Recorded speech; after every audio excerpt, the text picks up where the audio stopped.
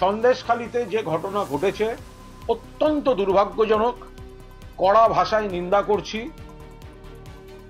কেন হয়েছে, কি জন্য হয়েছে, এর বিস্তারিত পুলিশ প্রশাসন নিশ্চয়ই তদন্ত করবেন।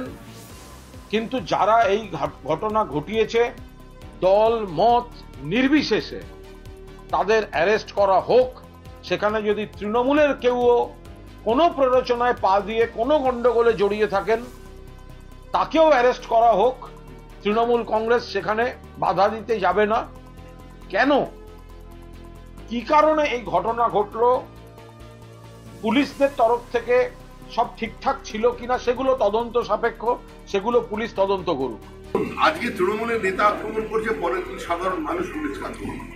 তার কারণ আছে, কারণ আমাদের রাজ্যের মুখ্যমন্ত্রী সরাসরি তিনি বিএসএফ,